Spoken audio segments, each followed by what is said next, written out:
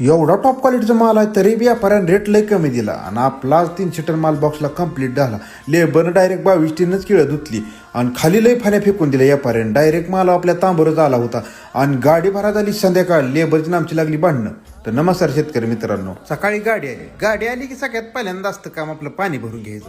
पाणी भरलं की लेबरनं लगे टाकलं 22 टीन, कारण 22 टीनं केळं धुतली ती. आणि दुसरं काम असं तुरटी टाकायचं, तुरटी बी टाकून दिली. त्यात लेबरनं काढलं बोल जोबा केसरी बाहेर. विमलच्या पुढ्या कमी होत्या म्हणून लेबरनं कागदावर टाकून सगळ्यांना समान वाटणी करून घेतली आणि आज आपला 300 टन माल बॉक्सला कम्प्लीट झालाय. इकरी उत्पादन आपल्या 40 टन भेटले आणि सरासरी रेट जर धरला तर 20 रुपये सापडला. तर जी बरोबर कमेंटमध्ये उत्तर दिलं आपली किती एकर बाग असेल आणि आपल्याला टोटल नफा किती झाला त्याच्या प्लॉटवर मी सगळ्यात पहिल्यांदा व्हिजिट करणार नक्कीच. केळीचा रेट 22 ते 20 रुपये चालू आहे, पण आपल्या बागाचा एंड होत आलाय. आपलं पॅकिंग चालू आहे आता 13 किलोच, त्यामुळे आपल्याला रेट भेटलाय आज 22 रुपये.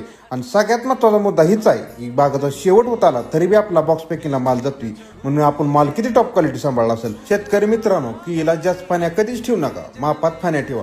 जेवढ्या तुम्ही मापात फाण्या ठेवचाल तेवढा तुमचा वादीत माल सुपर राहील. तुम्हाला वादीसाठी कुठल्याच फवारणी करायची गरज लागणार नाही. नाहीतर खाल्ल्या गोंडाफणी व्यापारी काढून टाकतात. गोंडाफणीचं आपल्याला वजन अजिबात भेटत नाही.